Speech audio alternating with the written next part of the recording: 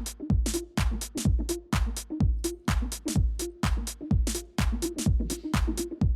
hamming it up again, Ted. Yeah, he's being goofy. He's loving it too. Mm-hmm. So hey, it's another episode of the Seriousness Podcast. Happy Pride Month. Everyone's gay now. I don't think that's how Pride Month works. Yeah, it is. Your parents are gay. If you're already gay, now you're super gay. I don't think that's how Pride Month works. Yes, you level up. So like, I was black for a whole month, and I was Asian for a whole month. When were you black?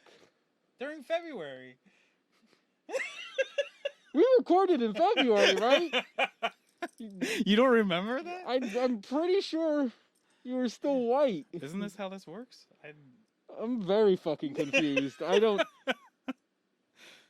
But speaking of Pride Month, did you make us like a rainbow version of our logo yet? No, because that actually, I have a super big pet peeve of that. It's like annoying as hell to me because They don't care about people any other time outside of the month where they can try and profit off of it. it's not even that. It's like, so in America, we're pretty well, like there's still people that are assholes, but we're still pretty well, like most of our laws and stuff are actually like supporting LGBT communities and stuff.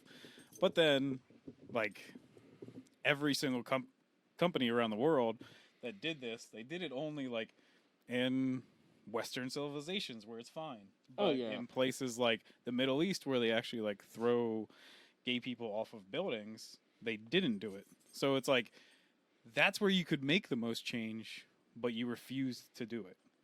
That's what annoys me about it. It's like if you're trying to like push this so that people like accept it or like actually want to like help with things, do it everywhere. Like prove that your company cares more about people and not about money, but it's just about money because you didn't do it in those countries. Yeah. That's what annoys me. But that's just the long-winded version of what I said. yeah. Mine's very simplified. But anyways, Pride Month. Let's talk about who should be one of the fucking biggest icons for Marvel, Loki. yeah. I mean, he's gender fluid, which I don't mean to be offensive. Do we still? I don't actually have knowledge on a lot of this stuff. Yeah. And I don't usually ask my friends that are in that group because I think it's rude for the most part. So I'm still kind of ignorant on a lot of shit. Would we still refer to Loki as him? I think technically, he would be like they, them. Okay, so we should refer to Loki as them. Yeah. Okay. But if it slips up for this, we're not really offending a person. It's a character. So Tom Hiddleston is more than just a character. Yeah. I would never offend him. That's also a part of this too, because everyone is attracted to Tom Hiddleston. It doesn't really matter. Yeah, but that doesn't mean Pride Month. It's just Tom fucking Hiddleston. Yeah, how are you not? I love him. He's amazing. So it's like one of the natural born rules of man. You know, you have to eat, you have to sleep. You know, you have that innate drive to reproduce. Yeah. And then you love Tom Hiddleston. And Keanu Reeves. I think Keanu Reeves is in that same boat. Okay, yeah. But if we're going by that, then there's also like the third one of that is Michael B. Jordan should play the black version of any character in a fucking any kind of superhero thing. Not even super. Yeah. Black Goku, Michael B. Jordan. Yeah. Zack Snyder, make it happen. That's come on. Because we had the discussion when it was like 3 or 4 weeks ago about like them race swapping characters, and they just announced who the Albert Wesker is from Resident Evil. Yeah, for the Netflix show. Michael B. Jordan? No, it's not Michael B. Jordan. Fuck, but it is an actor. Oh, goodness. It is an actor I like, Ted. But it is a black guy. But I just had to make the joke, and someone put it up like who it's gonna be, and I just put the resemblance is uncanny. Like Wesker is probably the whitest dude like that could exist. I mean, his name is Wesker. Well, I don't know any fucking niggas with the name Wesker. And Albert. Like, Fat Albert. Yeah. He's I forgot black. about Fat Albert. Yeah. But then again, isn't Fat Albert a Bill Cosby creation? So that Fat Albert's no longer canon. Yeah. He doesn't exist. You can no longer Bill Cosby anything. So you know what? Just Albert now goes back to the white thing.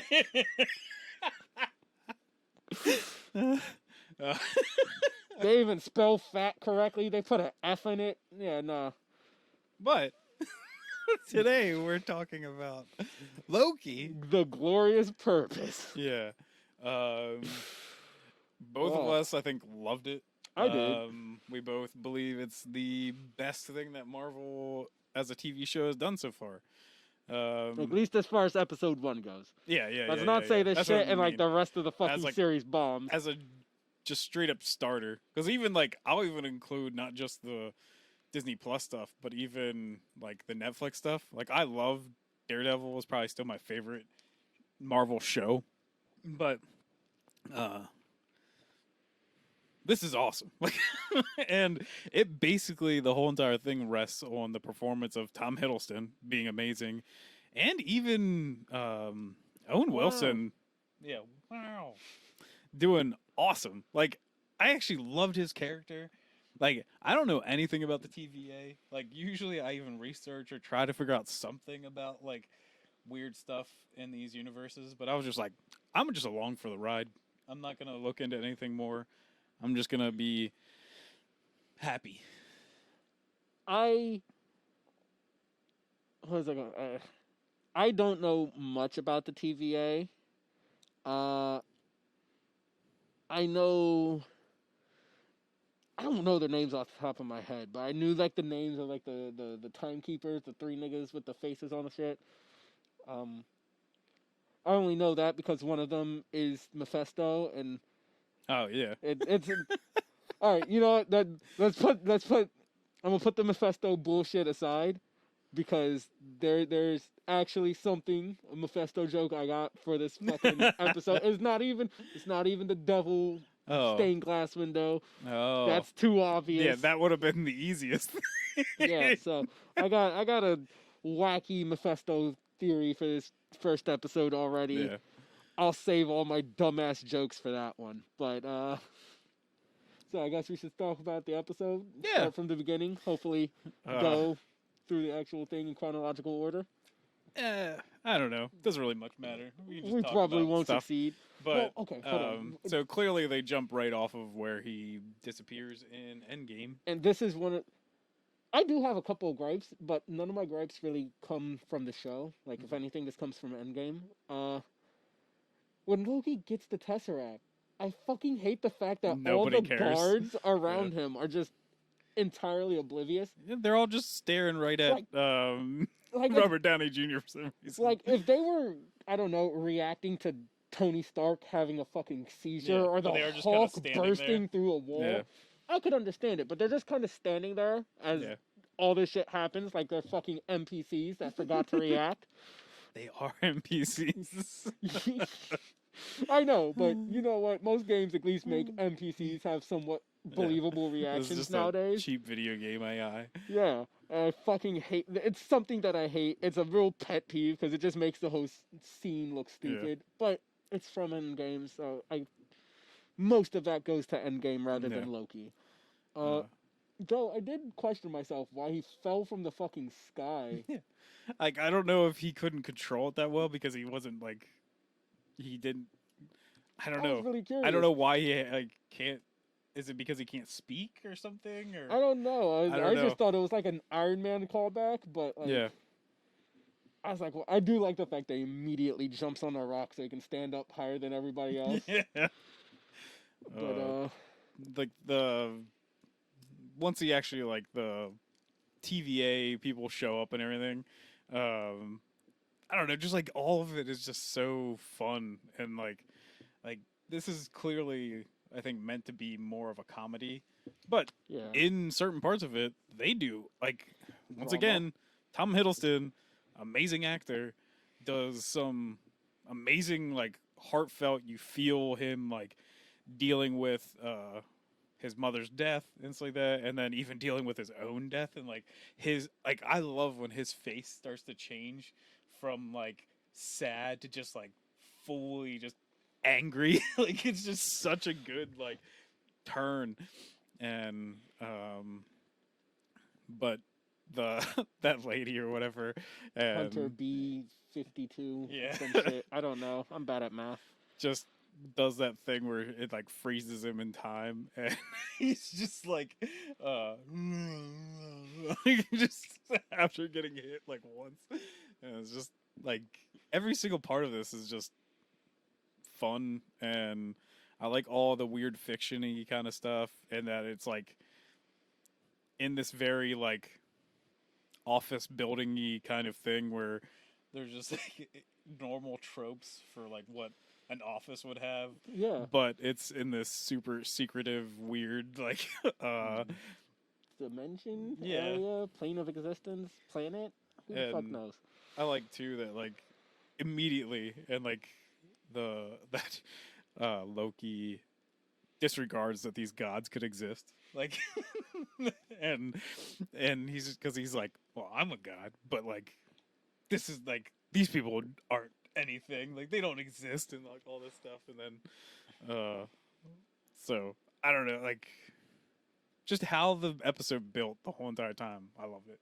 I do have like another minor gripe was when I do like the scene, don't get me wrong, I thought it was pretty funny and entertaining, but Yes, Dad? The dude that's like, how are you? To the best of your knowledge, are you a robot? Do you possess what people would have call a soul? Yada yada. Yeah. And because it's 2012 Loki, when he was more ruthless, evil, cunning, and less of like a fun-loving trickster.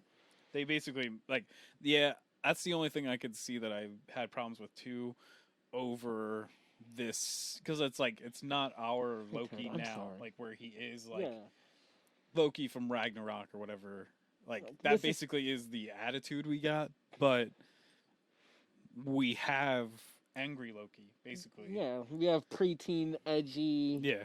My Chemical Romance. It's not a phase, mom. Loki. Yeah, I thought that same thing, and I was like, "Am I not giving you enough attention, Ted? Come on." I'd understand the turn more if a lot of his like more jokey interactions and stuff came after him showing him his like this is future. Your life. Yeah, like that maybe he would change then, but it just kind of like he just is different. I feel like by the end of the episode, it would have been like a good enough excuse to fast track him to kind of the same purpose that he is at the end of his canonical timeline life. Yeah. I also do like the fact that they conclude that yes, current MCU Loki is in fact 100% dead. Yeah. Like there's no shenanigans here. He's not coming back. He's dead. Yeah. Because motherfuckers were like, hey, Loki's faking it. They're not saying there's no resurrections this time. Doesn't apply if it's not actually Loki. Yeah. Yay! But yeah, just the tape rolling and ending. That's also a really neat way to do it. Yeah. And I like even the scene with like the guy that's like causing issues and basically being kind of a Karen and being like, oh, I tried to get a ticket and they wouldn't give me one and just gets zapped and just turned to dust. And then Loki's like, see, and I feel like again, like that panic is again something more symptomatic of like current Loki rather than 2012's. Yeah. I do think 2012's Loki would have complied at that. Yeah. But I don't think he would have done so in such a fast-paced panic. Yeah.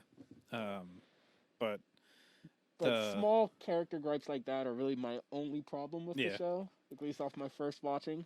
But like the only thing I can say is maybe that they're just trying to play off that he's back to like he's just maybe that's normal Loki is like more the mischievous kind of like Loki instead of being cynical like, asshole.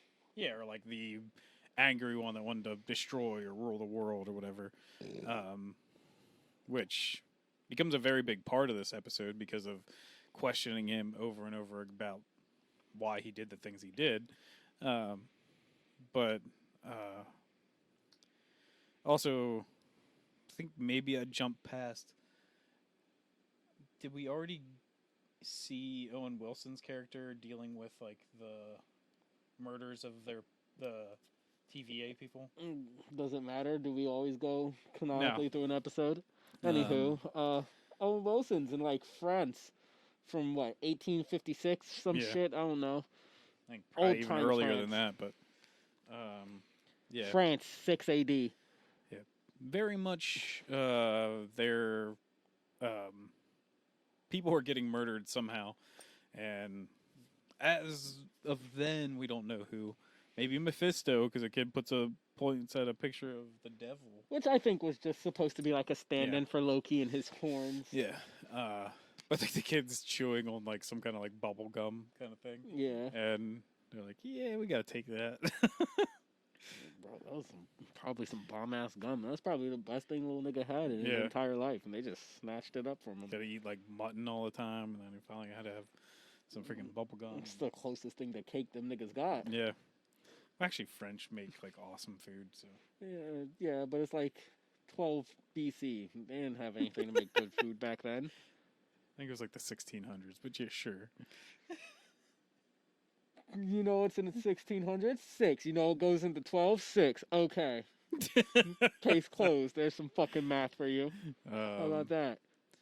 But like you said about him going through like the scanner thing, and then him having to sign the pages of him saying that he said all of these you've ever said, which I still feel like is not enough for a deity who's presumably lived for like hundreds, if not thousands of years, especially one as talkative as Loki. Yeah, because I still actually like that scene, even though it's been in like every single one of the trailers is like the we're gonna talk. He's like, I don't like talking, but you do like the lie, and that's what you're doing right now. So I do have a really hard-hitting question about him signing those papers, though. Mm-hmm. That room has a cat. Yes. You think that's a real cat, or you think that's a fucking Flarkin? Probably Flarkin. Oh yeah, that better. It might even be Chekhov's Flarkin right there. That might be that same Flarkin, actually. That took Fury's eye. Yeah, but just another alternate reality one. Kill it. Yeah. That's like man, that scene with the Infinity Stones. He's like, oh yeah, we get tons of these things, and some of the guys even just use them as paperweights. Which I do like, because in the MCU they don't work outside of their own universes and shit. So that's a cool nod. It's great, like him realizing he has no power there, and just like walking up and having the Tesseract in his hand. He still holds on to it, and he's just like, yeah, Infinity Stones don't do anything. And then he basically, you can tell he's trying to make a play to like, even though it seems like he's probably going to help at the end of this episode, he's trying to make a play of getting the power that the TVA has. Yeah. Because he even like looks at that thing and he's like, is this like real power? Powerful. Yeah. Fucking, but damn, what was I going to say? We got to back up because we're jumping to the end again. The kid points out the Satan figure in the stained glass, which I think is more so a stand-in of Loki rather than Mephisto. Because especially if female Loki is running around with the horns. And then Loki goes to court. Yeah. Which I thought was a fun scene as well.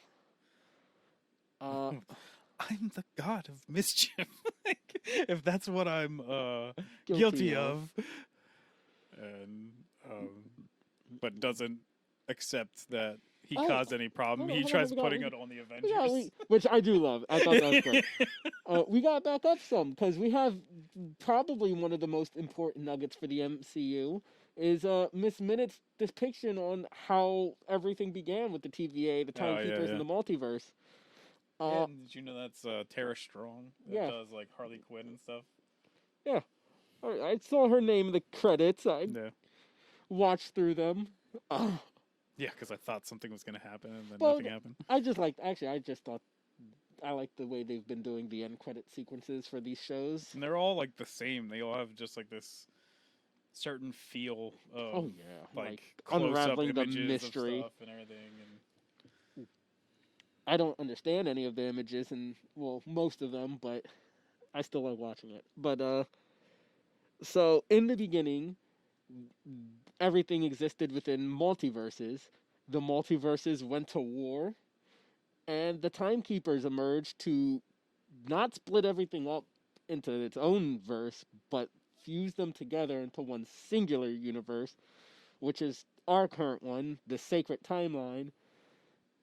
And variants are people that go off track of the sacred timeline and create branches.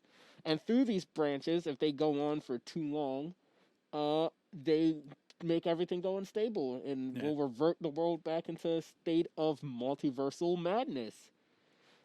So, Mephisto? Well, well, so hear me out.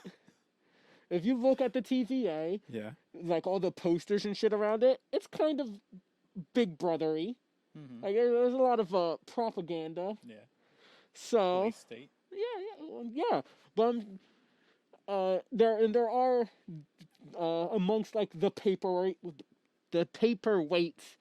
in the end credit. There's like redacted shit, which I don't feel like the TVA has anybody to redact stuff so nobody sees. Yeah. But so my thing, this is my grand theory that's always 110% correct, is the TVA are lying about the origins of the world, or at least the universe. Yeah. Who knows? Maybe there was like a multiverse. All of them could be, rather than a multiverse. It's just the. I've been telling over like 8 different variations of this, by the way. This is just the one that I think is most entertaining. Multiverse. Each branch of this wild multiverse from the beginning is one of the pantheons. You know how Marvel has the Greek, the Norse, yada yada. It's one of their pantheons. Maybe some Celestials and the other space shit that only like deep nerds know about. Going to war and whatnot. Celestials. Maybe that's why we have Nowhere, the head. But they were all warring. And the Timekeepers, i.e. Mephisto, was like, I'm part of like the Christianity half of Marvel. Not the devil, but he's often misconstrued as he's like, I'm kind of just gonna create something that separates all these other gods into lesser positions. So he has timekeepers make a timeline. Shit goes way better in my head than how I explain it. But you make a fucking timeline, straighten everything out. Has every all the gods and warring factions divvied up into less powerful categories and go into Earth and all that shit. And it's Mephisto. Mephisto's behind it. Mephisto's the one behind the TVA. Okay. He is the reason that they are Big Brother, and Miss Minute is a cute mascot for that nigga. Yeah. But can I tell you what other people think is this is building towards? Mephisto? No. Well, they're wrong then. But, I don't want to hear it. Well, we already have the Multiverse of Madness coming. And then also people believe that Spider-Man is going to be somehow universes mixed. But a lot of people also think that the next big, like, Avengers level thing... Kang the Conqueror, right? No. Oh, no, that's Ant-Man. That's the Ant-Man movie. Yeah. Will be Secret Wars. Because that deals with multiverse. I thought Secret Wars was its own thing already, though. Like... A show or a movie? Or I don't know if it was a show or a movie, but I thought they were already like planning like a Marvel Secret Wars thing for the MCU. I don't think so. Like, Boss Logic and stuff like that has made like pretty, like, almost you would think it's real kind of thing. But even like, he has almost like insider knowledge because they actually like pay him to do things like for them. And he even said like, "Man, I still wish this was actually like going to be a thing." I don't know who said it. I just thought it was something that they... Yeah, but that deals with, like, multiverse. Like, it's basically like a battle between, like, basically all the multiverses and stuff like that. Well, I do know some Spider-Man originally got the symbiote and stuff. I do know people thinking that in the variant cartoon for Miss Minute that that war they show looks more like the Kree and the Nova Corps. I almost called them Green Lanterns. Yes, it's not the wrong. Green Lantern Corps. Yep. It's basically Marvel's Green Lantern Corps. Yeah. But so that might be credence to it in a case. Yeah. But that's not as cool as Mephisto. So it's not. No. It's obviously not what they're doing. It's absolutely Mephisto. Yeah. Who else could it be? Mm-hmm. Who would have enough power to reign over the timekeepers? My biggest extra question is, which young Avenger is coming out of this? Mephisto. He's not a young Avenger. He is in the MCU. Because the young Avenger has basically come out of both of the shows already. We got 2 in the first one, and then 1 in the second one. So, where's the next one? Captain America. He was. No, that's Patriot. Yeah. That's some nigga with a shield. Yeah. They got the real Captain America. But young. Well, because I don't know. So Loki's gonna bring a young. Well, hold on, because I don't know if you've seen the internet's blowing up like in the background of Sharon one Carter, scene. yeah. Yeah, they think. Or was it Sharon? I thought that was Peggy. Oh yeah, Peggy. Yeah, they have like somebody who looks like it's Peggy Carter being escorted back. Yeah. Which could be from Cap jumping back in time and staying with. That could be like the variant. Yeah. So they're gonna grab Cap, and it's gonna be young Cap. And they're gonna, Mobius is gonna make a deal with him, yada yada. They're gonna throw him back in the fucking MCU. So we're gonna have Prime Captain America back. And he's gonna lead the Young Avengers. Yeah, but young Steve Rogers. Yeah, back when he was healthy and not a crippled fucking octogenarian. Yeah. How do we find our way back to the? I'm on point with my dumbass theories today. I brought my A game. How do we find our way back to wherever the hell we were? Oh, it's simple. So Loki goes to court. Yeah. Oh yeah, and he blames the Avengers, which is hilarious. And like even was like, "Hey, if you want, we'll pull all these people together, and I'll go after them with you." Which is like very Loki, and I love it. Fucking love the pettiness of this man. Yeah, but what is Wilson's character's name? Mobius. Oh, Mobius is his name?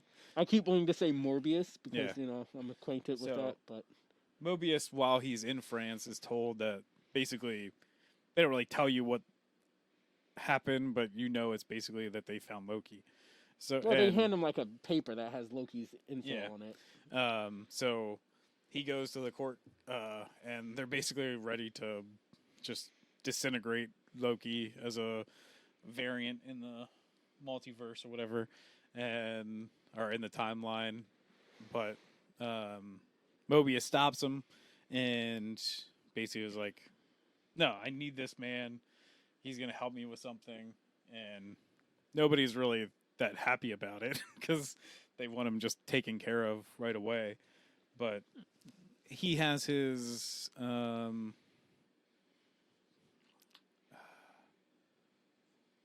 guess motive to it, but we just don't really know why yet. Why he needs Loki or why he's going to talk to him. You know why? Mephisto. No, Loki. Yeah, it's Mephisto. It's all Mephisto's work. You think that chick is judge, jury, and executioner?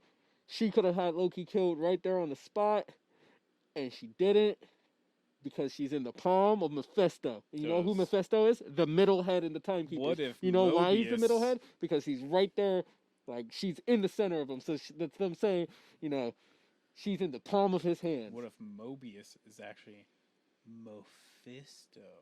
Mephispius. But he basically takes Loki. Mobius is Mephisto, confirmed. He takes Loki into a room and sets him down. To perform his Satan magic on him. Yeah, and he's gonna ask him some questions. And the main question is... Who would win in a fight, Dormammu or Mephisto? No, is... You're right, because Mephisto wins. Dear God. Dear Mephisto. I'm never gonna get through this. I could always ramp the stupidity up if you want. Does Loki love or like enjoy hurting people? Is the main thing he just keeps asking him. And he's like, no, basically, like, he doesn't. And, but keeps showing him things over and over again, especially from the original Avengers movie where he's just, like, laughing and having a great time, basically, like, conquering people or hurting people. Impersonating, I'm sorry. I said intimidating. Yeah, I know. Loki would never intimidate Mephisto. They're best friends. Yeah. But he just doesn't know it yet. Yeah. You can carry on this. I'm just going to go to sleep now. I can't do it. I can't do it. Yeah. Mephisto ultimately shows Loki other parts of his life that he has yet to experience, including the death of his mother Frigga, which he causes. Yeah. Which has a profound effect on Loki because, as we saw, well, actually, nobody saw Thor 2: The Dark World. In Thor 2: The Dark World, Loki exposes that he does care for his mother more than just about anything else. He does later come to expose that he cares for his family, but Frigga is like the one person he genuinely has a bond with in Asgard. Yeah, because she always cared for him, even, like, though their father more favored Thor the whole entire time. Yeah. But he ultimately, he does not accept it too well. He rebels, which he's known to do at this point in his life, until Hunter B-52 breaks in to talk to Mobius, causes a distraction. Unbeknownst to Mobius, Loki has stolen the time shifter or twister? Twister, I think. Twister? Alright, the little pocket remote that they've been using to limit Loki's actions and abilities. Yeah, like rewinds his time or whatever. Yeah, and he uses it to momentarily escape, where he runs into Casey, who is the desk jockey who took his Tesseract. Yeah. Which we had another fun scene with Casey. I got you like a fish. Oh, what's a fish? I like the fact that he has to ask what he's being threatened with. And it's you're being threatened. Yeah. That in of itself is something that's already bad. Well, can you tell me what a fish is? I've never seen a fish before. And he's like, how have you not seen a fish? Yeah. And he's like, it doesn't matter. You're going to be hurt a lot. He's like, I'm threatening you with a cruel, painful death. Yeah. He's like, all right, I comply. And he shows him that he takes him to the Tesseract, and when grabbing the Tesseract, he sees that there's more than one Infinity Stone. Yeah, I love also that it's like, it's not even locked up, really. It's just like in a filing cabinet. Yeah. Well, they're completely powerless, and they get so many that some of the desk jockeys there alongside Casey use them as paperweights, because that's just how many timelines we are dealing with in this. Yeah.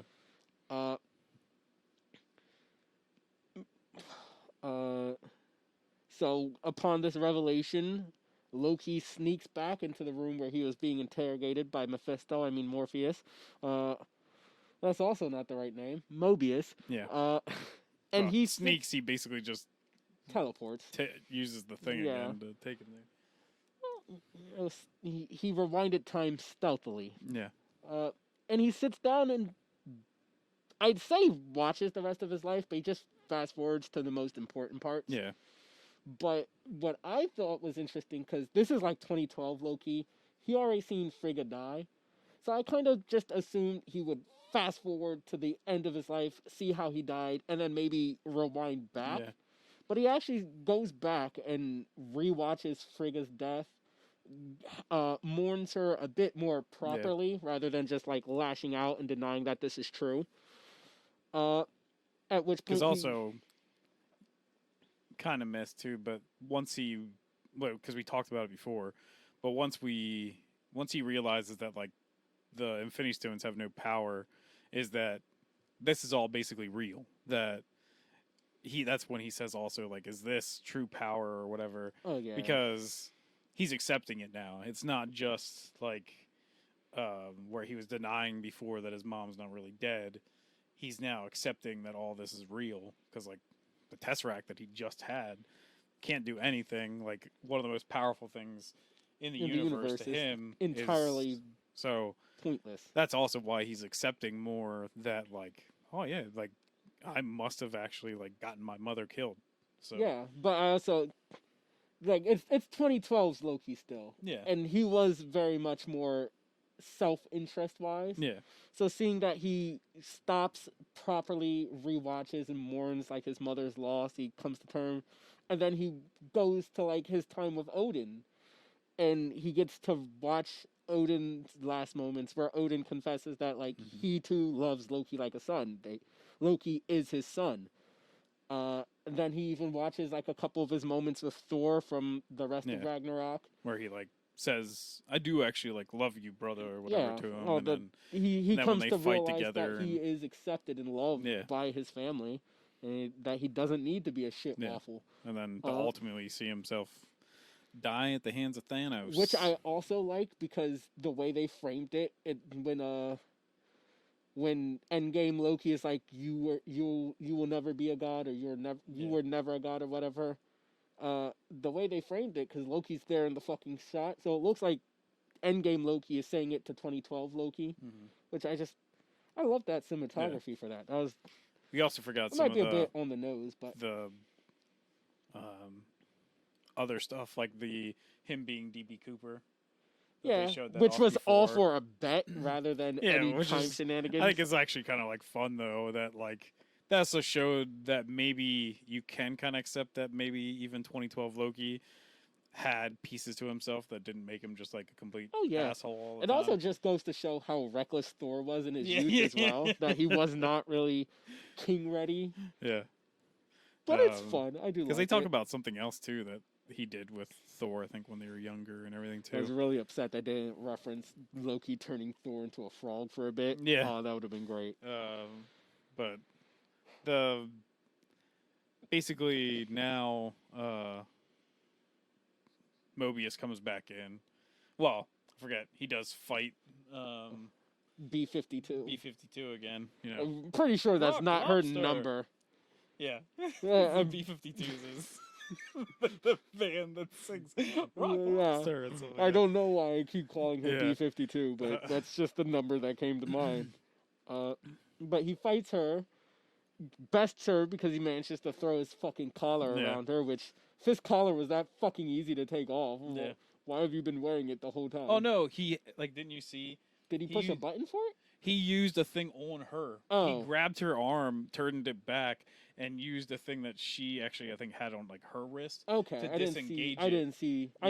I thought it was like him, like twisting it to get it. No, put her in, like, he actually like hits something on her. I didn't see that part. Arm to then disengage his thing, and then that's I was when he gonna puts say, it on her. because if that was that easy to take it off, I would fucking did that shit in a heartbeat. He used her like own thing that was on her to do it.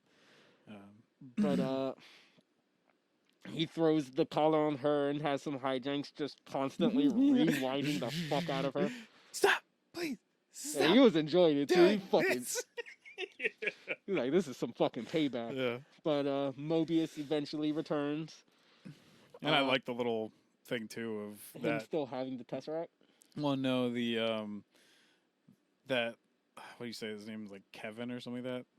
Casey, and him complaining basically about that lady, and then him rewinding it like perfectly to put her right there with them, and then he's just like, "Oh, hey, sorry." I mean, it doesn't seem like the Hunters or the Minutemen. Yeah. That's what they're called. The Minutemen have any respect for the desk jockeys. But it was just like a funny, quick little scene. I do wonder if that's going to play into something a little bit down the line. Yeah, that maybe Loki will gain the trust of like the desk jockey guys to use against them. Something like that. But, so Mobius comes in to talk to him again, and they basically have kind of like a small heart-to-heart thing, but then I also he just asks like the him, fact that Loki, despite all this, Loki's like, oh no, I tried to use this shit to fucking leave like 8 times. It's completely pointless. But then he asks him the question again, like, does he enjoy killing people or hurting people? And he confesses that he doesn't, and that it's basically like a inadequacy kind of thing. That like he just feels almost like afraid that he needs to like prove himself and stuff like that. All to keep up the illusion. Yeah, and So it's kind of like a really cool moment because, like, freaking, like, yeah, I know movies aren't shot this way, but for Tom Hiddleston to like portray like 15 different emotions within like the span of like 10 minutes is pretty crazy. Because he's like dealing with the mourning of his mother and then his father and then like his the own comradeship with like his brother and then him dying and then dealing with that lady and then basically like confessing his true self to Mobius is like all within the span of like 10 minutes, and it's pretty incredible, like that whole entire part of that scene. But well, I also like it because Loki's been a relatively more complex character of the MCU, and they've managed to keep that intact while building further upon it within one episode. So I kind of have high hopes for the rest of this. So far, more so than any of the other fucking Disney Plus shows. So then he basically asks, like, what does he want with him? And tells him he's going after a very, like, violent variant. And he's like, okay, so who is this person? And he says, Loki. And but with titties. Well, we don't really know that yet, but allegedly with titties. We're already basically told that it's, like, female Loki. They even have another actress that was showing up with Tom Hiddleston at like events and stuff like that. So, pretty sure that's her. Which that's the biggest thing that scares me is Loki. Is she going to be just as charismatic and like good of an actress as Tom Hiddleston is? So we like accept that they're basically the same person, just on like a different timeline. Of course she is, because she's playing Mephisto, so she needs to be. She's bringing her A game. I got faith in this lady. I don't even remember what her name is, but I believe in her. Yeah, but then we basically see her kick the shit out of a bunch of the Minutemen, and well, okay, let's be fair. She didn't really kick the shit out of them as much as they're fucking stupid. Yeah, they teleport into, was it Arkansas, Ohio, Oklahoma, some place where nobody lives, but like farm. Back in, what was that, 1893? Sure. Fuck, who knows? Who cares? Time's a flat circle. Not in this. It's a straight line. What is a line but a circle looked at in a specific angle? It's a 2D circle just looked at Alex the right Jones. way. That's what I'm going to talk about for all your Mephisto talk and everything. Anyways, they teleport in. They find the future device that has essentially called them here because it disrupts the time stream. And then they look at the ground and they're like, there's oil all over the ground. Let's not worry about it. We'll just take this, reset the time. Wait, there's a person over there. Yeah. And then that person like holds up a lantern. Hey, the person is just a figure in a cloak with no face. Hella ominous. That's red flags number one. I don't care if you're fucking colorblind. You can see the red on these flags. Bitch holds up the fucking lantern and smashes it on the ground, causes fire to go, and they all, except for like one, burn to death. Yeah. And like, rather than, I don't know, teleport out, move strategically, and he's just like, everybody get down. I'm like, that's probably not where you want to go. That's where most of the fire is. That's right now. That's probably where they are, because they are burning alive. Well, no, he says it before they get burned by the fire. So it's like, you don't want to go down. You want to teleport out. You Maybe have they the could technology still stop, for drop, it. and roll. Guys, coat yourself in the oil. It's a natural combatant to fire. Yeah. So yeah, they more so died because they're fucking idiots. Yeah. The last one strategically stopped, dropped, and rolled around in oil, didn't burn, but our mysterious Lady Loki, Mephisto, drags him off screen in a very horror-esque fashion, and I do believe that was the end of the episode, right? Yeah. Okay. Yes, sir. But maybe the Minutemen are kind of fucking stupid. Yeah. But also, like, then there's plenty of things that we just don't know, and they were all suicidal. Happy to see is they were under the spell of Mephisto. That's why they did stupid Why shit. is this Loki variant killing all these people? And why does Mephisto need to? We need a reason. Dear Mephisto. Well, okay. Mephisto you, shit Alex. aside. Mephisto shit aside. They do also name drop Nightmare as I think it was as a realm or department. Yeah, department. Yeah. Which could also, I don't think it'll really play into this, but it could play into Multiverse of Madness, considering Nightmare, the realm, and character have kind of been in Doctor Strange stuff. And it would what most about likely...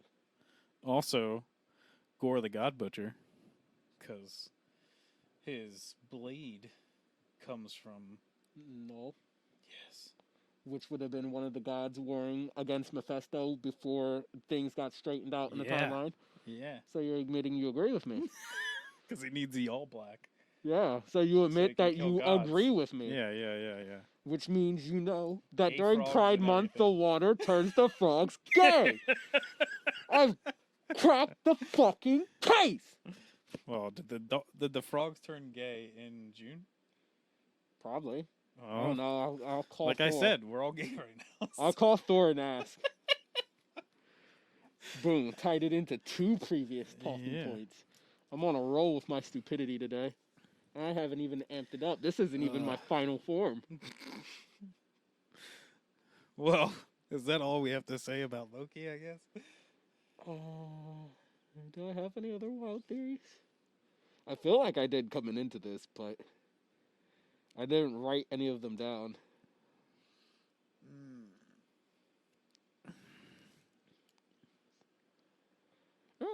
I mean... Okay, Mephisto. Loki finally gets his MCU mandatory shirtless scene.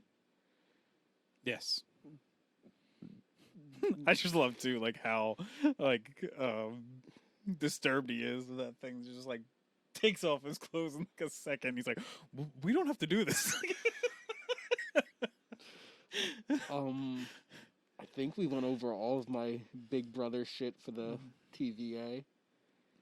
I don't know if any of the buttons on the elevator correspond to anything important or just Easter.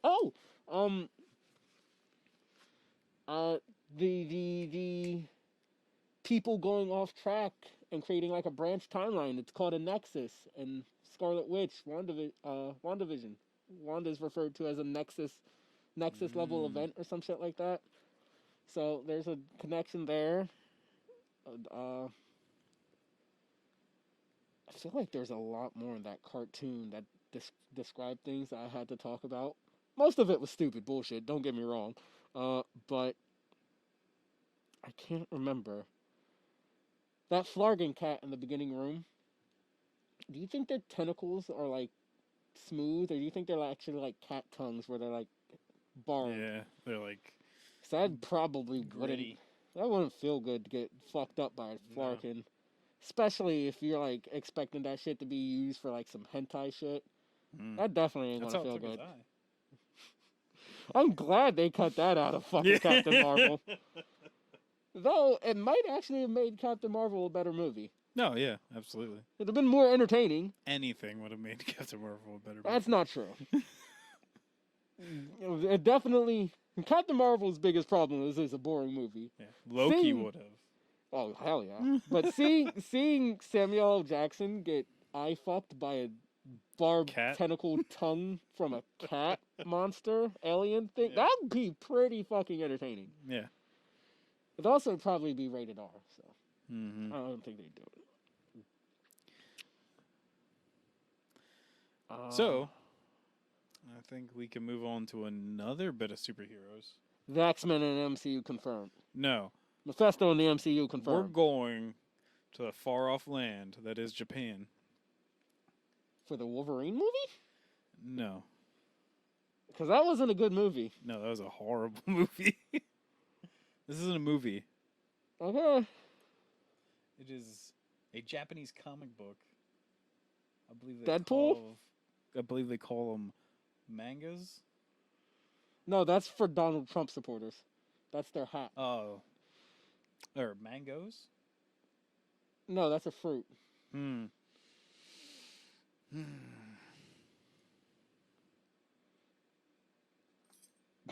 Yep, Ted, you're right. They're MAGAs. There we go. That's what they're called. But My Hero Academia. This is probably more of a spoil warning than actual Loki, because probably everyone watched Loki. Yeah. And probably nobody's going to click on this video unless exactly. they've already watched Loki. But My Hero Academia, though, on the other hand, is we're talking about the manga. And the thing about that is you bastards in anime land aren't anywhere close to where we are. So, big old Team America World Police International Warning Sign. We're about to spoil some stuff. Mephisto to the MHA universe confirmed. Dear God. Mephisto appears in My Hero Academia, challenges All Might. So I believe the last time we talked about My Hero Academia, I believe... we concluded at the end of the... Or not even at the very end, but towards the latter half of the war arc. Yeah, of... well, I can't remember his name right now. Shigaraki, Dabi, One for All. When Shigaraki basically gets defeated. And... Did we cover his defeat? Yep. Okay. But, so, Shigaraki gets defeated, and with this barely the skin on anyone's teeth, because everyone is, like, destroyed. Even in Shigaraki's team, but it almost seems to me like too fast as well. But everyone else from, like, the heroes are, like, back recovering in the hospital, when somehow the villains, as beat up as they were, are immediately breaking into prison. And breaking out One for All. Just Shigaraki, right? I think there's other people there. But it wasn't like Toga, Dabi, and Spinner, was it? No, but I mean, like, there were a bunch of people there beyond them. Like, there was, like, the entire rest of the Liberation Front or whatever people, and they even, like, attacked, like, one of the biggest people that, like, helps pay for heroes and stuff too. They kind of, even that glances over in the comic book, like, pretty freaking fast. But the Liberation Front people basically killed all of the people that fund superheroes in Japan. That's what he was up in that building or whatever for. And this, like, happens, like, immediately afterwards. So I would assume they should be just as beat up as all the heroes are. But somehow they go on, like, a rampage and destroy those people and break into the prison, which is both very confusing to me. I'd have to reread back to that part because it's been a minute since I actually went over there. But like, I just did it, like, a week ago. I follow it, like, as it drops. So. Yeah. So I have the attention span of a dying guppy. But, so, a lot of this is, like, right after that is, yes, One for All is, I don't know, All for One. Yeah, I still hate that name scheme. Yeah. It's broken out, and basically villains are running amok throughout all of Japan, destroying everything. Wait, they got Pokemon? Yeah. Muck, yep. Holy shit, this shit's getting good. Yeah. And they're destroying, like, all of Japan because all the heroes are either too scared to fight or basically worried about even being in the spotlight anymore, in fear of their lives because of, and their reputation because of, like, Endeavor's thing with Dabi and not Dabi. Dabi. Yeah, Dabi. Yeah. I was trying to think of his real name, which I can't remember right now. Spoiler alert, it's Toya. Yeah, Toya. That, like, hey, this just looks bad. Like, heroes aren't actually as good as they seem, and but basically they figure out a plan to take all of the citizens and they want to put them in the high schools around the nation for like the superhero kids because they're super well defended. They can put heroes there to defend them, but they want all of Japan evacuated. But in between there, we're basically dealing with the entire Endeavor family and coming back together and like forgiving each other for everything, but also telling the whole entire story of how Toya ended up the way he was. And basically he was obsessed with being powerful because his dad, he was one of the creations that his dad made, and his fire was actually hotter than his dad's. But the only thing he got from his mom was that his skin is actually not impervious to fire because she's ice. And so basically, even though his flames are hotter than his dad's, he actually burns himself. That's not true. He also got her white hair. Oh, yes. But you know, hair, skin, they're like the same thing, right? Yeah. Made out like the same stuff. Mephisto. Dear God. But so because of that, once they have Shoto, he's basically like treated like he's the only thing that matters. Like the rest of the kids, hey, just go to school, be good kids, be normal. Yeah, and they even try to tell Toya that like over and over again, like just be a normal kid, like just try to just go to school and have friends. But Toya wants to be aggressive. Yeah, be aggressive. And chase his fucking dream of being All Might Jr. in place of Enji. So after like years, I guess, of like Shoto being trained and stuff like that, that Toya actually in the meantime has also been training this whole entire time. But once Endeavor finds out that he's actually still been burning himself all the time, but it's basically he's like hiding it so he doesn't put it on like his arms or anything anymore. Which, I mean, he has hair. I feel like you should smell the burning burning flesh. Burnt skin fucking stinks, bro. Hey, maybe he just wears a lot of Axe body spray. Oh, like Tony Stark. He's like a kid that just smoked some weed and trying to hide it. So, well, like, that's even worse. If my son would ever come home like that, I think I'd beat him just for the fucking Axe body spray alone. But the thing is, it's like how it always has been. Like, it's ridiculous. Even when we were working at, I don't want to say the business, but when we were working at a warehouse, Shithole USA. Yeah. When we worked there, I used to we would go out in lunches and stuff, and it'd sit in someone's car, and immediately it smells like Axe. And I was like, "Oh, you were smoking weed earlier?" And they're just like, "What? How?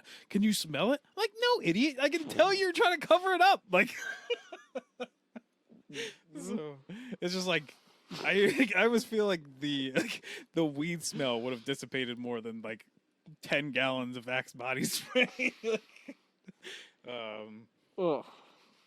But either way, burning flesh, Axe body spray. Endeavor gets really pissed and basically I'd get pissed too if I had to smell fucking Axe body spray in my own goddamn house. He gets pissed and basically screams at Toya like, "I can't believe you're doing this. I've told you so many times, not let this happen." So Toya runs away. And then they think he dies because he didn't listen to motherfucking Smokey Bear. Yeah, and burns down a whole entire forest on top of himself. Yeah, stupid. Yeah. So they don't. After that is when his Shoto's mom splashes him in the face with scalding water and stuff, and burns his face because she hates seeing Endeavor's eyes in Shoto. But you could have just taken a spoon to his face instead. I feel like... Didn't need to burn his face, make him all... Zuko Jr. Zuko, yeah. Just scoop his fucking eyes out. Which also, I don't know, if he has the skin to be able to resist fire, why did scalding water burn his face? Oh, because water isn't fire. Oh, okay. The water actively puts out fire, so it's naturally his weakness. Okay. That makes sense. Which actually kind of, like, for weird Pokemon logic, there's a Pokemon move called Scald. Yeah. And it's a water move. But you it can implies actually burn. Yeah, and you can actually do that to fire Pokemon that don't have resistant to burn. Which, yeah, I mean, it makes sense in a way. Most of the fire Pokemon that are resistant to burn aren't like fire in and of itself. They usually just have like a gland or something that helps them produce or make fire or some shit. But that story's all cool. But the big story out of all this is... why didn't he just cool off the water before it hit him? Or evaporate the rest of it. Bro, you're a superhero. I don't give a fuck if you're a kid. Child. This just proves kids are fucking stupid. Yeah. Use your fucking powers, kid. You're not even trying to hide them anymore. You're in your own fucking home. Your mom's a superhero. Hey. Use your fucking... Water under the bridge. Doesn't matter anymore. No, it's water on his face. Yeah. He takes care of his mom all the time for some reason. But he understands. He had to bring his family back together. Mommy hurt me because daddy's a dick. Yeah. And not the fun kind. Happy June. I've never heard daddy dick being a good thing. You're right, it's pretty cringy most of the time. That's the Christian Grey type dick. It's never fun. But the big thing that's about to happen in this series is that our boy Midoriya is actually leaving school and becoming fucking dropout, a superhero away from the school because I thought you were going to say a SoundCloud rapper. Yeah, he knows that basically all they're doing, like, is they're so focused on trying to get him because he has all for one for all. I'm gonna mix that up every time. He has one for all, so he's like, I have to, for one, get stronger because I have to learn all these new abilities that I'm doing, and I have to basically direct the attacks away from the school.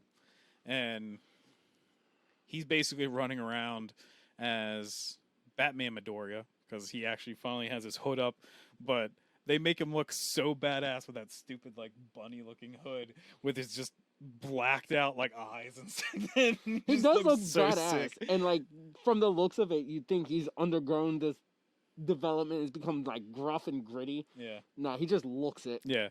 He's still the same fucking tender-ass Midoriya. And then, just to show us, like, how much powerful he's become, is the first person he fights is... Muscular?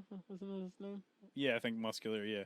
The guy that can basically, like, pull muscle tendons out and just make himself, like, bigger and stronger, like, over and over again. The guy who's Venom, but with sinew instead of ooze.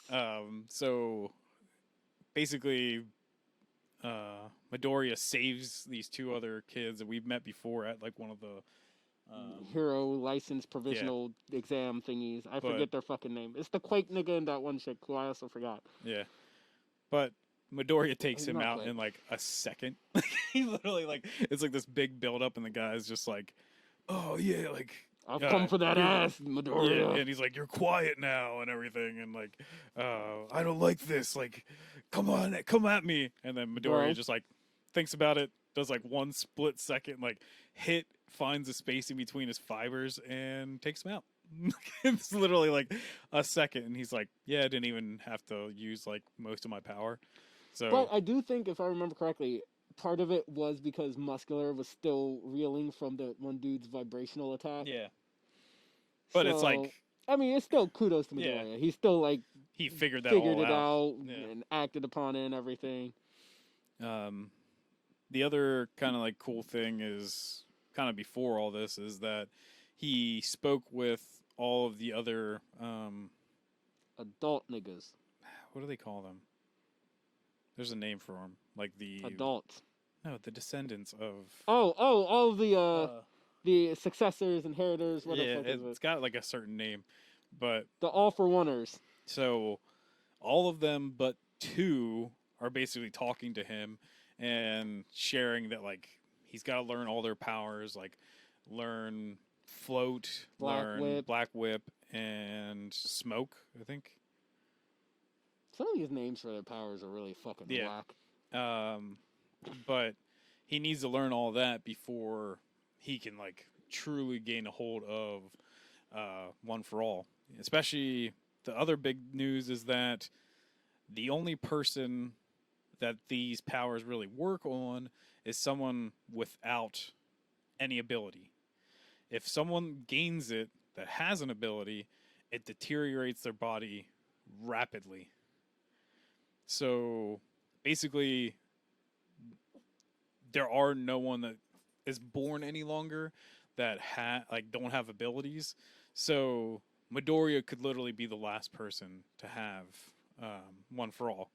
And you basically learn this because one of the, I think they're called successors.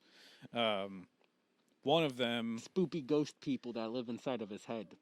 One of them that had an ability was like, you know what? I'm not even going to fight. I'm not going to go out there and actually like engage. I'm just going to build the power of One for All for one. I have to like say the one to even get the other one out. I'm going to build it by just getting stronger and stronger so that once I pass mine on, it'll be that much more powerful. The problem is he died at 40 and from just old age, and that's because One for All he a bitch killed him. Like it literally like because of him having an ability and already being adjusted that his body wasn't adjusted to One for All, so it literally killed him.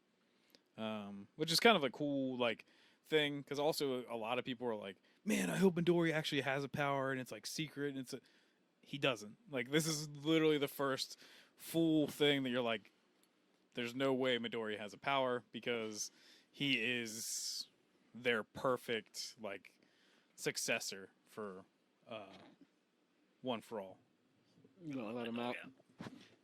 Which at this point he doesn't even need his own secret power, considering he's now accessing their powers on top of All Might's, superhuman abilities. Yeah. Like he doesn't need his own hidden quirk anymore. And then the other kind of like weird or crazy thing is a bunch of the other like heroes, actually even like the top heroes, are just following Midoriya around to just make sure that he's good, but they don't want to follow too closely because they don't want to like let go that they're actually like keeping him within range just in case like Shigaraki and stuff shows up. So it's like Endeavor, Hawks, and Best Jeanist just driving around in a car. Like, well, All Might as well. Yeah, well, but he's in a separate car. Oh, okay. Yeah. Okay. I was labeling out, I guess, the cars. Okay. But and so they're in like a separate car, and then All Might's in another car, and these are also like super power people cars too. They do they're special like stuff. Knight Rider. Yeah. But then I guess Hawks probably wants to listen to "I'm a Barbie Girl." The rest of the car does not want to hear that shit. I really liked Hawks. I guess he doesn't have powers anymore. Hawks is like, I'm a Barbie girl. NG's probably like fucking, maybe like some light metal. Who? Endeavor. Oh, yeah. Yeah, he's probably like, maybe Linkin Park, some light metal. Best Jeanist probably has shit music taste. Oh, absolutely. Dude, he's probably like some posh my favorite thing shit, about Best Jeanist is that he doesn't disregard Bakugo's name, and like literally he walks up to him and is just like, "Oh, how are you, God Killer, like explosion God, whatever he calls him, Dynamite Murder God." Yeah, like I love it so much that like this guy that's like extremely clean cut dude is like, "Oh, I accept my like once former like student his ridiculous name." I still love that scene. Yeah. Oh. And then after that we get into like a more tricky thing for Midoriya to deal with. Someone that's not really that powerful, but kind of like a cool character. And especially we learned that All for One gave her another ability, which is airwalk. But her original ability is actually to be like a sniper.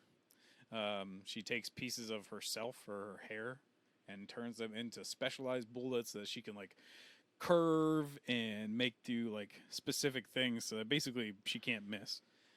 I'm fucking angry about still. And no, rework a whole ass character coming out now. Fucking bullshit. But like I said, there's 2 of the successors that do not like look at Midoriya or haven't given up their abilities, and they're too busy sitting in the back corner of the classroom being edgy. Yeah, but their whole reason is all my friends are dead. Yeah. Push me to the. All my friends are dead. Push me to the. Yeah. But basically, yeah.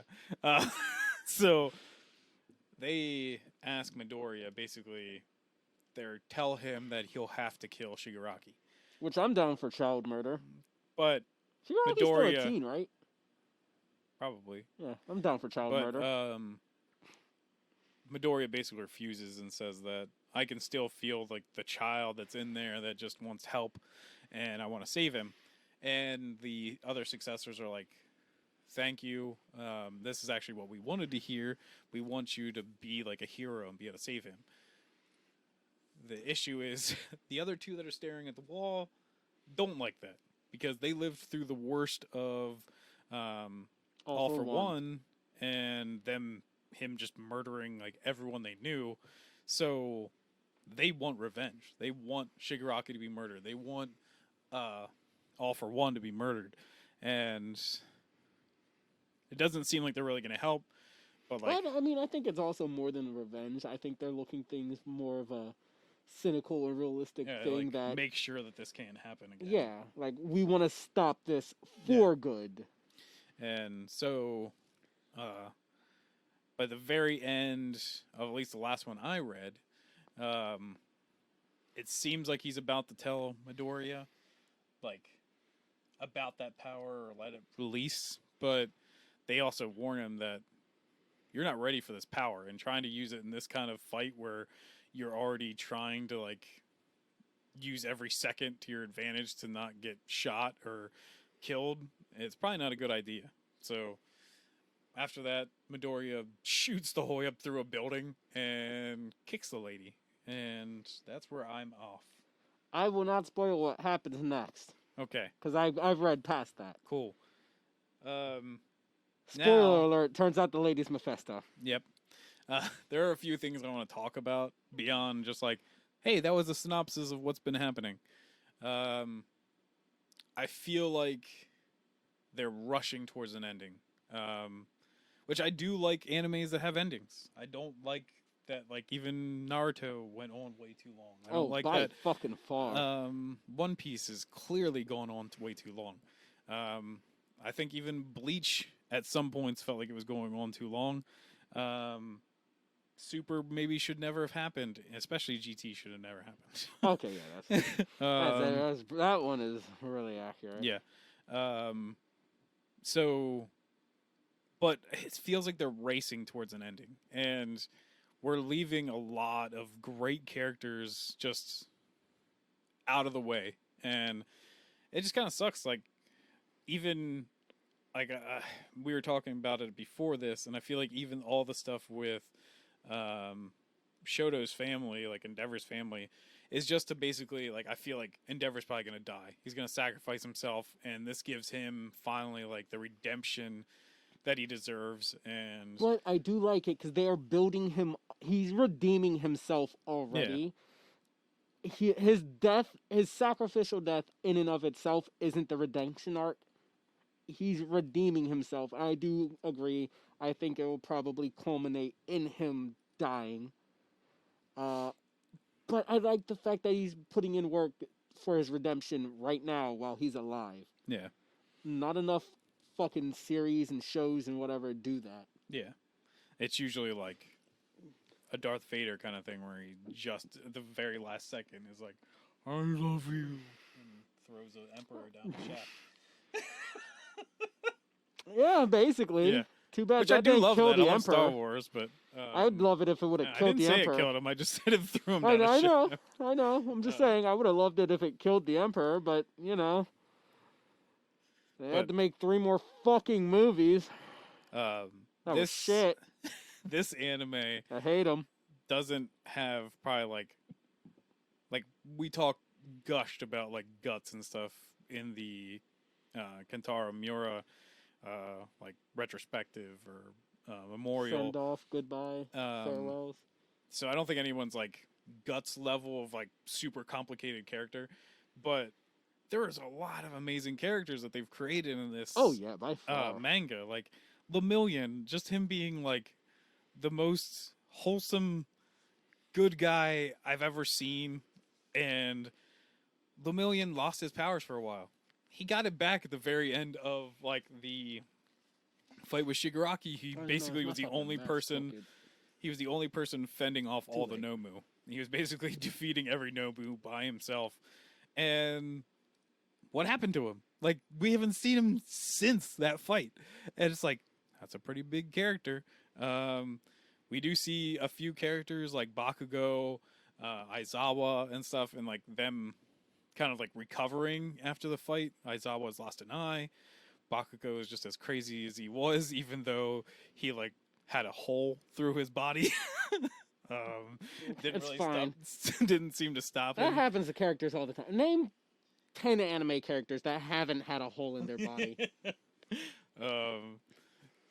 But it just, there's so many people that I feel like are just falling by the wayside that I'm scared that we're rushing towards an ending and we'll never get it. Like, I know that there's ancillary characters and like sometimes, but there's like so many even like other decent characters, like the kid that could control the wind and stuff like that. Oh yeah, and I'm like, I forget his name. I was like, that dude was awesome. I was like, he should just be a hero right now. Like, they're low on heroes. Just send some of these kids out there that are like this. I do think powerful. He's probably like, I forget the name of the high school or the thing.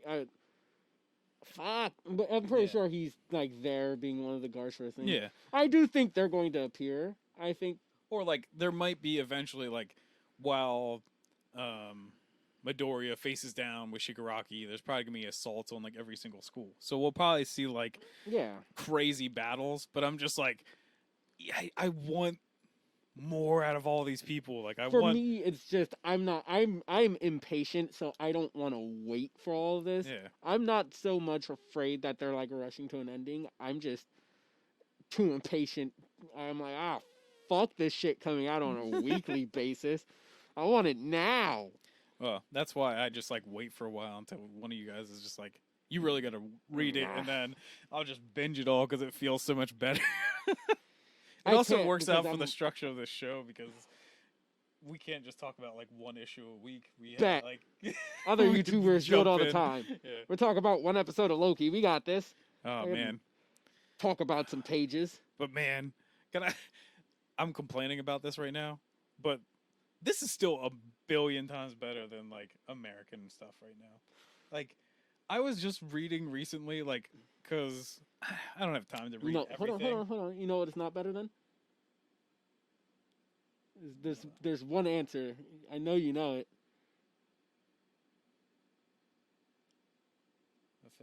Mephisto! I thought I was going to have to spell it the fuck out for you for a second.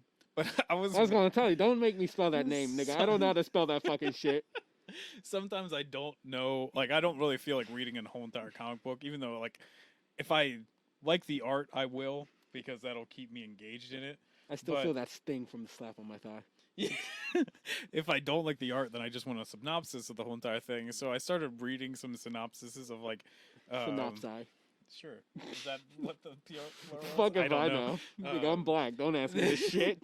Of, like, big events in comic books. And, man, there's so much just dumb crap out there. Like, it just, like, loops and makes no damn sense. And just, like, oh, my gosh. Like, I would love to just do, like, one of those, like, storybook theater and, like, read you an entire synopsis of just, like, the bat metal stuff.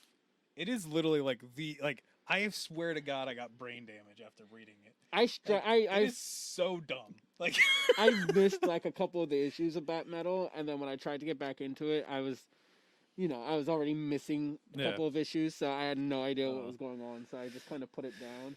And now I have a vague idea of how it ended, but I'm trying to hold back my judgment until I like finally go back and read through all of it. I think his name is like the All Father or something like that.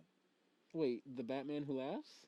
No, the All Father is a Batman that defeated Darkseid, but then became Darkseid, and basically made a new apocalypse and created like these like he made the parademons, Pararobins, and dude, so was that like two parademons together? Because it's a pair of Robins. I should be a rapper. But it's like so dumb. And then like he gave up the power to make basically like Darkseid Superman, and then wait, is that the Superman with like long hair and a fucking jacked masturbatory rock arm? Yeah. Okay, I've seen him. But there's I just like don't know his origin. Like there's just so much dumb. Like that's incredibly dumb. There's ridiculous. No fucking bat pun in his name. And there's just like I read all of that, and then like I said, I read all of the stuff before when we were talking about Venom and Carnage, and I was just like, so much of this stuff like just makes no damn sense. And it's just like, it's also because I wish more DC Marvel comics just were like manga where they have an ending. Like, this is it. Here's a very concise story that just like has a beginning and an ending, and that's it. Because it's clearly not even working anymore. Like, American comic books are way underselling. Like, well, I also think the problem is like another thing is this, especially at Marvel, there's like this massive focus on these huge crossover events. Yeah. And whatever writer is having a good, even if like a writer is having a good run on the story, yeah. they basically have to like fucking grind their story to a halt to start on something else. So we can fucking jump into this conglomerate blob that really, and most of them have been very underwhelming as well. That's even like just recently there was a big like announcement that Ryan Otley, that used to draw like Invincible, was drawing Spider-Man for a while, but they pulled him off of that to do Hulk, and they pulled another writer that was doing like really good work, I think even on like Moon Knight or something, to do that Hulk comic. And people were just like, well, but what about that comic? It was doing so well. Like, why did they take you off of that to do this? And he's like, well, we left that with a really good team. And it's like, I doubt it's going to be as good as whatever you were writing, because it's not written by the same person. Like, it's not actually like the same cohesion, because it's not the same mind creating it. So it's like, you're already ruining that comic that was doing good because you think, oh, well, we can make this other thing that's already like supposed to be more popular even more popular because this is a good writer and a good artist on it. And it's like, that's not how this works. Like, and like, I don't know if you saw, but like, I think My Hero Academia, like one of its volumes outsold like every single comic in the US like combined. And then even like Chainsaw Man outsold like a bunch of like huge American comic books. And it's just like, clearly the appeal of American comic books aren't doing good. Like, well, I also think a lot of those stories are just getting shittier and shittier. Yeah. Like, there's a lot of repetition. There's a lot of especially at Marvel, like a lot of their stories, or at least not a lot of them. Yeah. The most focal ones, like a lot of the ones that people are talking about, are the ones that are moving farther away from what made Marvel great to focus on like real life shit. And nobody's going to Marvel or DC to deal with real life politics because comics are an escape. Yeah. But I definitely, every single time I swear I bring up really good manga, I have to bash American comics. But I definitely think true. Like, both like, Marvel and DC just need a reset, or maybe like a separate brand. Yeah. Like, maybe if you want to keep this like super interconnected, because I still have interest in watching like this super interconnected fucking world. Jesus Crisp, interact with, you know, all these heroes from fucking deep sea to Manhattan to goddamn space and beyond interact. Yeah. But I think they just need to work on a separate, whether it's the Ultimate Universe, rebooting something like that, and just having this separate universe that's parallel to the main line, getting like a handful of writers and artists to start work on that. Start new Spider-Man, Batman, Superman, X-Men. Start stories on that. Have them focus solely on making contained arcs, full stories for that. Well, I know like they do a lot better. Our structure on like how even the work of these is completely different from America and Japan. Oh well, yeah, the storytelling methods is completely but I mean different. even like how it is as a job.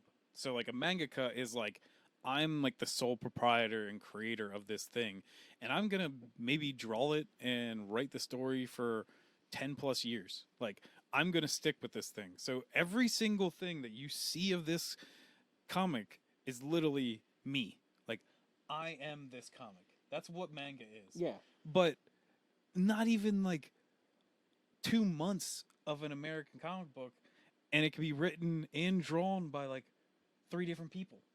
Well, and I think that's ridiculous. Like, that's terrible. That's what I'm saying. Like, get like one writer, one artist, have them work together. Because I don't think most, with manga, because they are people that usually are artists as well as writers. Yeah.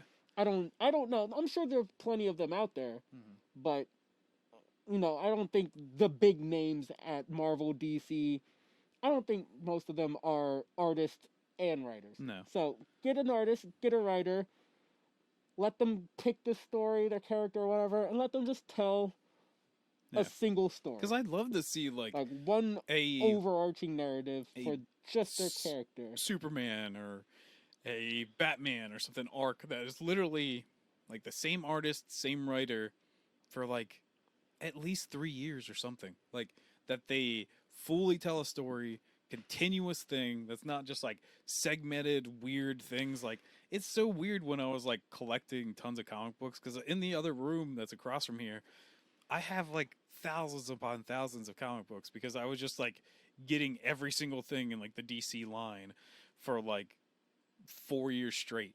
And it was like, it's so crazy to me that like out of like 3 comic books, it'd be like a story, and then it's like kind of supposed to be a continuation, but it's like you can clearly tell it's like segmented and like a new thing started. And it's just like, that is terrible. Like, it's just like, I also hate it just because sometimes you get like one artist who has a style that really fits the tone and everything of the story, and then you switch to another who either the artwork just isn't as good, or it's good still, but it doesn't fit the not tone the same type of like, of the story that's being told. But and it's just I don't know. This is the speech at the end of Captain America and Winter Soldier. American comic books creators, you can be better. Yeah, no, I don't remember that. I just remember Bucky wailing on Steve for a minute. Huh? End of Winter Soldier, Bucky. No, I meant like Captain America and the Winter Soldier, because it's not Falcon and the Winter Soldier anymore. It's Captain America and the Winter Soldier. Oh yeah, that's right. They did change the name. I still just think of John Walker, Back in Black. But I'm saying like Falcon / Captain America when he's telling the senator. When he's telling the senators, like, you can do better, Senator. Yeah, no, I remember it now. Yeah. You say Captain America, the Winter Soldier, and people are going to think of Captain America, the Winter Soldier. I didn't say Captain America, the Winter Soldier. I said Captain America. That's because Captain America and the Winter Soldier. The Winter Soldier sounds so much stupider. You need the "and" to connect it. Even I say it. I said the right thing. Yeah, but it just sounds stupid.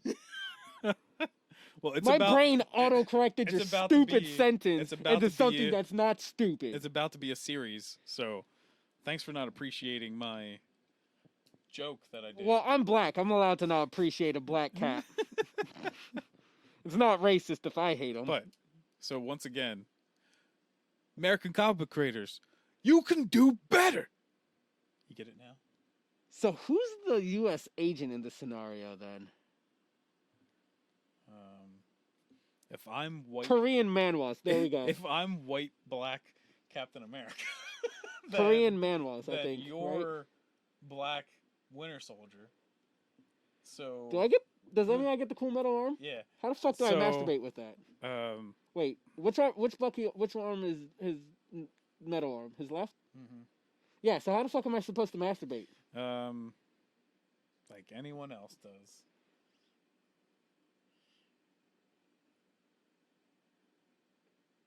Without lotion, right? Yeah. Okay, good. Because that's already how I do it, and I'm afraid that if I switch to lotion with a metal arm, it's going to, like, rust or some shit. Yeah, well, it's vibranium. It'll get stuck in the gear or something. I don't know. You ever get fucking lotion stuck in between your finger joints? You could disconnect it and then still use it with your other arm. I could use the socket where it connects. And then you could use your other arm to hold that arm, and then it's like you're a vibranium pocket pussy. It's like somebody else is doing it. I'm here for it. I'm Black Winter Soldier. But we got way off topic. But yeah, read My Hero Academia. It's awesome. And watch Loki and tell us. I'm a fucking commission art for somebody to draw fucking Winter Soldier holding his arm, using his detached metal arm as a fucking pocket pussy. Oh dear God! You know that's how he does it. He's lonely. That's why he wanted to know how Okoyo did that shit. Yeah. He's lonely. He's not getting any pussy. That one bitch scared him off by talking about fucking some random dude's dead son. Yeah. But yeah, I think that'll do it for this week. I don't know.